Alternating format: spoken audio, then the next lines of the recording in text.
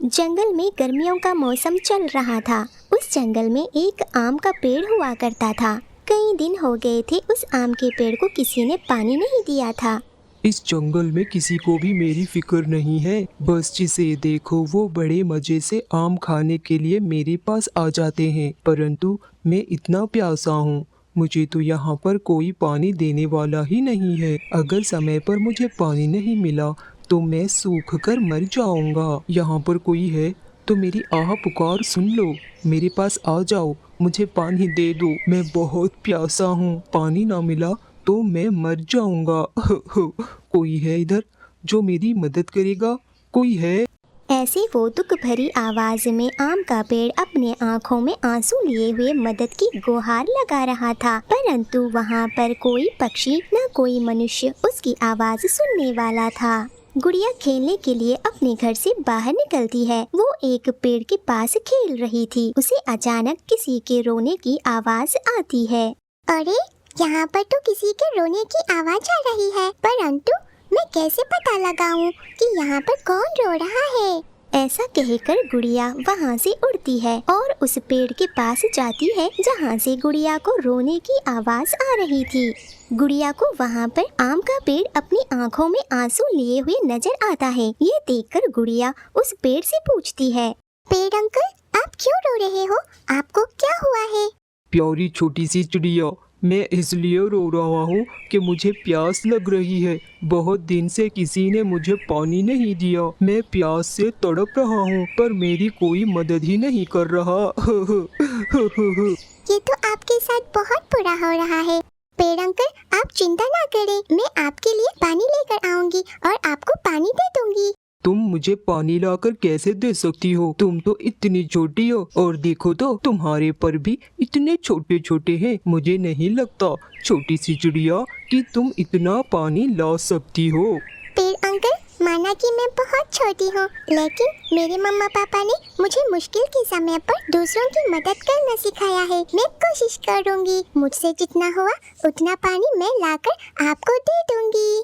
छोटी सी नन्ही सी चिड़िया, तुम थक जाओगी। मैं एक विशाल पेड़ हूँ, इतना सारा पानी तुम अकेले लाकर थक जाओगी।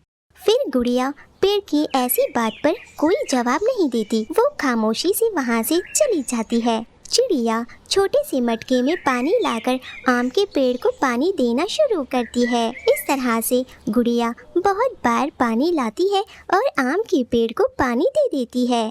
गुड़िया बेटा, तुम्हारा बहुत धन्यवाद। कई दिन बाद आज मेरे शाखों को ठंडक मिली है। ये सिर्फ तुम्हारी वजह से मुमकिन हुआ है। आज मैं बहुत खुश हूँ।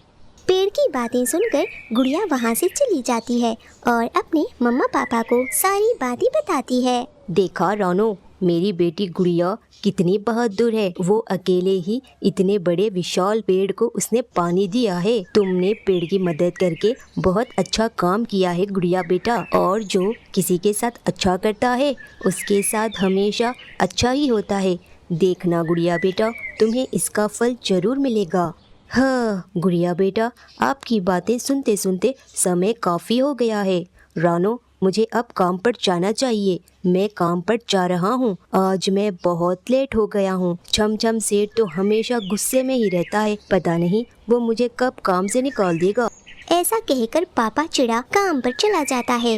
मम्मा, आप हमारे लिए नए घोंसला कब बना रही हो? गर्मियाँ तो शुरू हो गई हैं। इस घोंसले में सूरज की किरणें इतनी तेज आ रही हैं कि हम आने वाले समय में इस घोंसले में नहीं रह सकते। हाँ गुड़िया बेटा, आने वाले समय में सूरज की किरणें तेज हो जाएंगी और घोंसले में रहना हमारे लिए मुश्किल हो जाएगा। पर हम अब क्या कर सकते हैं? चमचम सेठ ने पापा को पैसे नहीं दिए हैं। जैसे ही पैसों का बंदोबस्त हो जाएगा, हम हमारे लिए नया घोंसला बना लेंगे। दोनों माँ बेटी इस तरह से बातें कर रहे थे। तभी वहाँ पर गोरी और कालू कौवा आते हैं। चिड़िया की बच्ची, 3 महीने हो गए हैं, तूने हमारा खर्चा वापस ही नहीं किया। देखो तो कालू जी, कितनी बेफिक्री से बैठे हैं ये माँ और बेटी।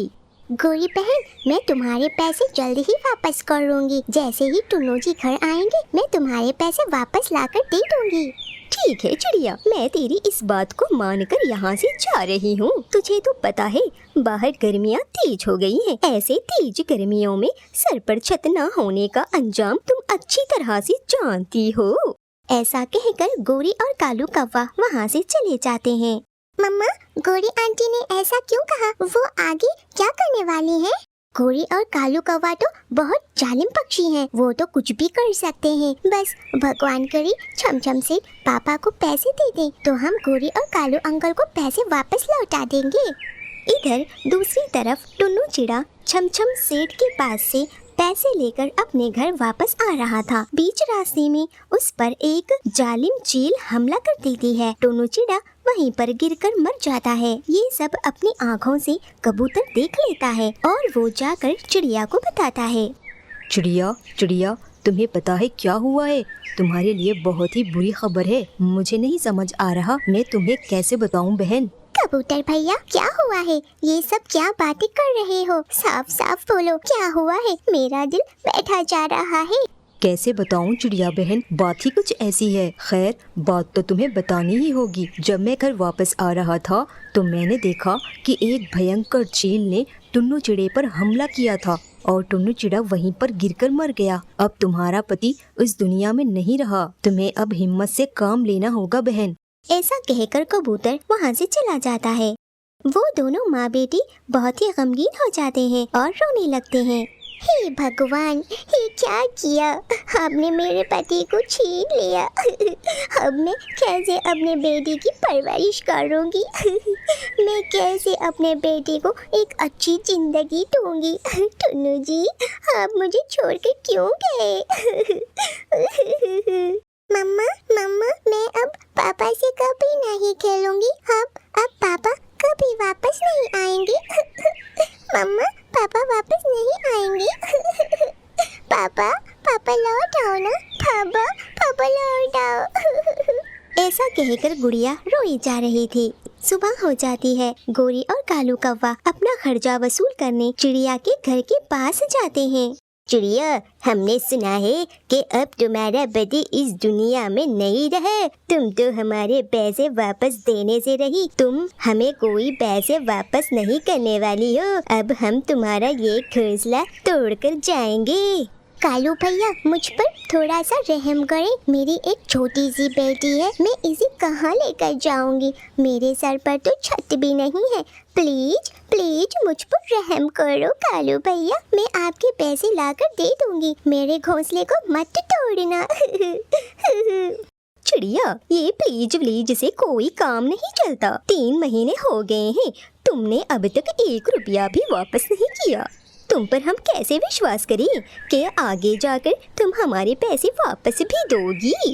गोरी बहन, फिलहाल तो मेरे पास कोई पैसे नहीं है। मैं आपको पैसे लौटा दूंगी। मेरा विश्वास करें गोरी बहन। गोरी और कालू कौवा बड़ी बेरहमी से बेचारी चिड़िया का घोंसला तोड़ देते हैं और वहाँ से चले जाते हैं। चिड़िया भी अपनी बेटी को लेकर वहाँ से चली जाती है। वो जाकर एक आम के पेड़ पर बैठ जाते हैं। मम्मा, अब हम कहाँ जाएंगे? हमारे पास रहने के लिए घोंसला भी नहीं है और इस तेज गर्मी में हम कहाँ जाएंगे मम्मा? क्यों न हम मामा के घर चलते हैं? नहीं बेटा, हम तुम्हारे मामा के घर नहीं चल सकते क्योंकि मामी भी बहुत तेज मिजाज की है। वो हमें वहाँ रहने नहीं देंगी। गुड़िया बेटा, तुम्हें डरने की कोई जरूरत नहीं है। मैं तुम्हारी माँ हूँ ना। मैं तुम्हारे लिए कोई ना कोई इंतजाम करूँगी। तुम्हें डरने की कोई जरूरत नहीं है बेटा। चिड़िया बहुत ही लाचारी और मजबूरी के साथ अपना घोंसला बनाने की तैयारी शुरू करती है। वो पेड़ के नीचे जाती है। वहाँ जमीन पर खड़ी हुई थी कि अचानक एक आम नीचे गिरता है और एक खूबसूरत सा घर बन जाता है। उसमें सारी जरूरत की चीजें रखी हुई थी। चिड़िया ये देखकर खुश हो जाती है और अपनी बेटी गुड़िया को आवाज लगाती है। मम्मा, ये कितना खूबसूरत है। ये तो बहुत खूबसूरत है मम्मा। तभी आम का पेड़ कहता है, गुड़िया, तुम्हें याद है तुमने मेरी मदद की थी। आज मेरी बारी है। मैं तुम्हारी मदद कर रहा हूँ। तुम इस घर में जब तक चाहे तब तक रहना और तुम्हें किसी चीज़ की फिक्र करने की कोई ज़रूरत नहीं है। मैंने तुम्हारे लिए सारी ज़रूरी सामान घर में रखा है। जाओ और मज़े करो। फिर गुड़िया उस दिन को याद करती है और बहुत खुश होती है क्योंकि चिड़िया ने उस दिन एक प्यासे पेड़ को पानी दिया था। फिर वो दोनों माँ बेटी उस घर में खुशी से रहने लगते हैं। प्यारे दोस्तों, कहानी पसंद आए तो प्लीज वीडियो को लाइक करें, चैनल को सब्सक्राइब करें। आपका धन्यवाद।